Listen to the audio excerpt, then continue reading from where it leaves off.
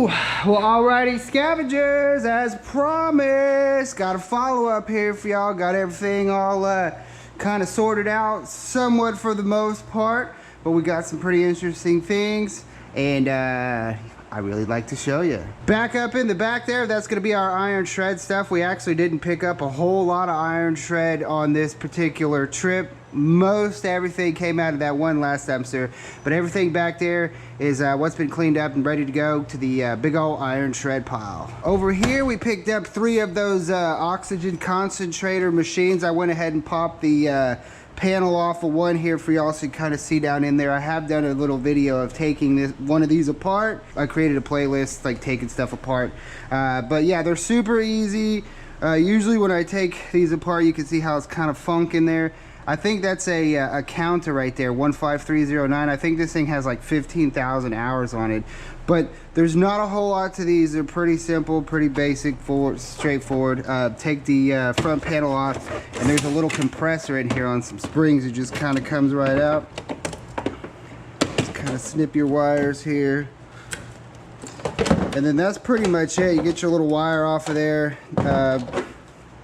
I think the scrapyard gave me aluminum breakage versus a motor on this last time, but there's a little bit of brass, some aluminum if you really want to dig into it, tear it apart. But other than that, that's pretty much it. Everything else in there for the most part is plastic. There's a little bit of wire if you want to get down in there and dig it out.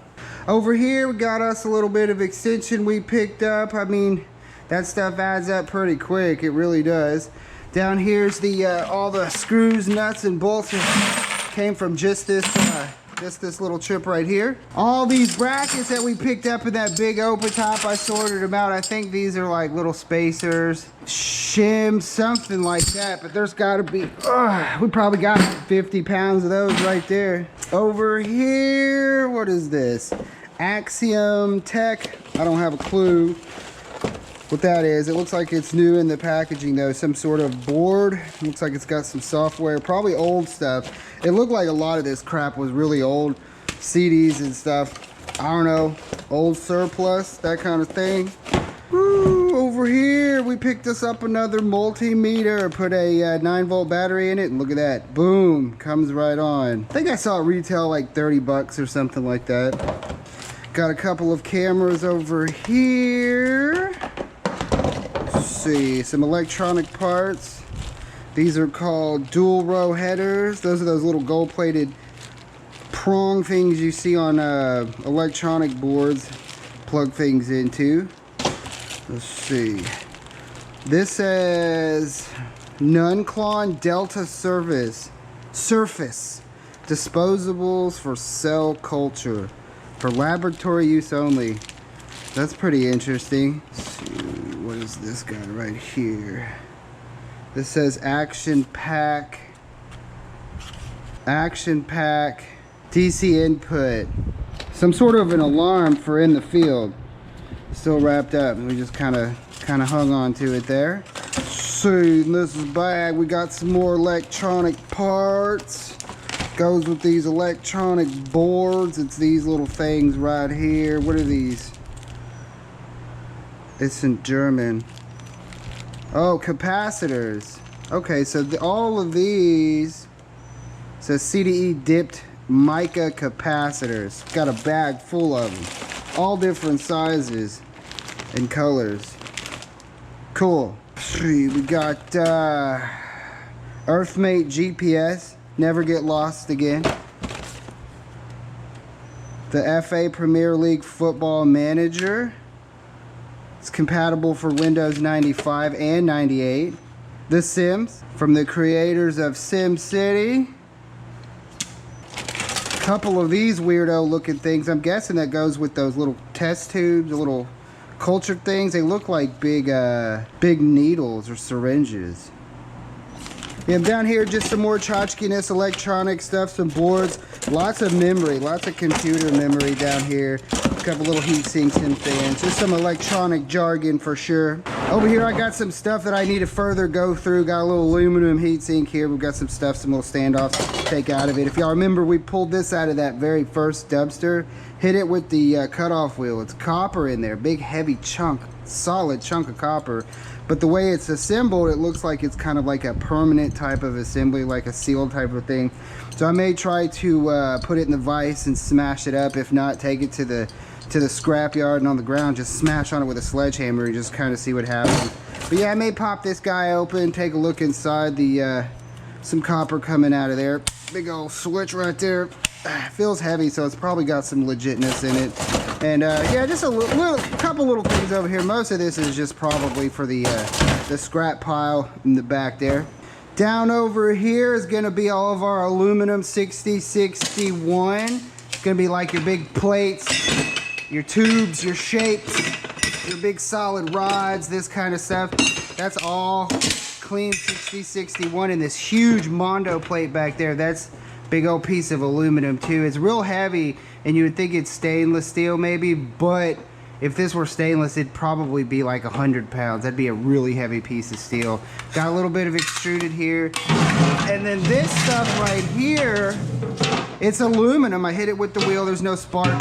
I'm thinking it's the same stuff as kind of like this right here, where it's the plate, it's just painted. So we'll see what they give me at the scrapyard for it, but I believe it's 6061. See, over here, just a little bit of some one-off stuff. Had a little bit of some #2 wire, not a whole lot. A little bit of sheet aluminum, a little bit of brass. Like I said, we didn't really nail it too hard on the scrap, and well, whatever. And back over here, all these electronics that we found. This is a Bocal Grant. It's a, I looked it up, it's a hot water bath. It should have a lid, but I didn't see a lid in there. But all this stuff we plugged in, and it powers on. Yeah. Very scientific. Turn that off. This guy over here, this is an OKI soldering station. This was actually expensive. You look it up, it's I think it's like 400 bucks new, but it looks like it powers right on. It's got a switch. I guess you could switch to this station or this station right here to get your soldering iron. Looks like it works. Down here, this Kepco power supply, this was also super expensive. If you look this, you know, just anything Kepco, it's coming up super, super expensive. Don't have a plug for that guy right there, so we can't really test it. But it was in the box, in the foam and everything, so maybe. Down here, we got the Smart Art Model 625 function generator. It's got a little line right in the middle there. Configuration recalled from blah, blah, blah, blah. Looks like, I don't even know what a function generator does, but it's made by Berkeley Nucleonics Corp. Sounds very high-tech. Couple old CD drives back there. I mean, it says Windows 7 on there. Somebody had probably pulled them out of a computer, threw them in a box to, you know, maybe use them later, and just never got around to it. See, down here we've got L&Co Precision Deluxe power supply.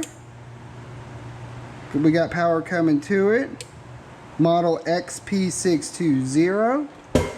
See, down here is Thandor TG2001. It's a function generator. We've got numbers coming up in there, so I'm thinking that thing's working too. Yeah, so all of this stuff that we plugged in, it actually comes on. I think this is just old laboratory stuff, but the fact that it works, it's still got some value and it's still worth something. Over here, these are those Dixon chart recorders I pulled out of that first dumpster right there. This is basically what you'd use this to measure like pressure on something. And it's got like a time, like a, you know, you can get like a 12-hour clock, a 24-hour clock, a 48-hour clock. And then there's numbers here that represent like a pressure, and there's a pin in there. And when it's at pressure, it's turning and turning, but if you lose pressure, you'll see that there's like a dip or something. But yeah, that's what that is. Those are a couple little small chart recorders. Down here, we got the Yamaha receiver. This poor guy, it got smashed up a little bit. Okay, and then down here, these three, what I'm calling them is the magnetic cores. If y'all remember those big, really big, heavy things that we pulled out with the tow strap in the dumpster, those are all the steel plates that were wrapped around it. Which, by the way, taking apart this was super fun. because the magnetic is so strong. Look at this. It's like dancing. It's like, whoa. But anyway, yeah, this is like a super strong magnetic core. I actually have steel toes and it's pulling my feet. Yeah, behind the metal plate were these squares. These gotta be like some rare earth magnets, because that is like super crazy. Crazy. Trying to figure out what to do with these. I don't know what kind of machine takes, you know, something that strong of a magnet to come out of it, but it is. That's pretty nuts. But yeah, these magnetic cores, they're still super heavy, and I was scared to take this aluminum pieces off because I know if we get these to stick together, there's no way I'm gonna get them to come apart. Those are super strong magnets. But yeah, that's what I'm calling these. The magnetic core, for whatever they are. Figure out if I can try to get these magnets out and do something with them. They're very strong, and I know strong magnets are expensive. But yeah, we got 3 of those super heavy magnetic cores right there. And over here, this is something to be taken apart. Haven't got to it. It's, I believe, part of like a 3D printer. Something that's got these stepper motors. Something definitely like that uses an X, Y coordinate. It's really not that difficult. You just have to take all the screws out. But there's so many different size, you know, hex head screws, the little machine screws. There's like probably 300 or 400 screws on this thing right here, and they're probably 5 or 6 different sizes. It's crazy. And here it looks like we got some I think these were, one of them was labeled a test box or something. But yeah, these boxes, that's all aluminum right there, and I believe that's actually what sheet aluminum. That's gonna be sheet aluminum. And then there's some extruded 6063 on there to be cleaned up. Same thing over here, there's aluminum right there. I don't know what this stuff is, but we're gonna take it apart, get it all cleaned up, scrap it out. And we actually ended up pulling 10 computers in total out of the big open top as well. Got 9 of these BSI, they're rack mount computers or servers. They didn't get beat up too bad getting out either. We lost one of the doors on one of them, but for the most part, everything looks to be good. But again, old stuff. I mean, look at the Dell sitting next to it. Just all old stuff. They're probably just cleaning out shop, and I was there to collect. But anyways, yep. In a nutshell, guys, that's it. That's the follow-up. We found some really awesome stuff. Definitely gonna be able to make a few bucks here and there off of what we got. But yeah. Well, thank y'all so much for chiming in on this follow-up, guys. As always, it was a total pleasure. Be sure to like the video, subscribe to the channel, all that good stuff. Woo! Get the truck emptied out. We'll go do it again. See you on the next one. Peace!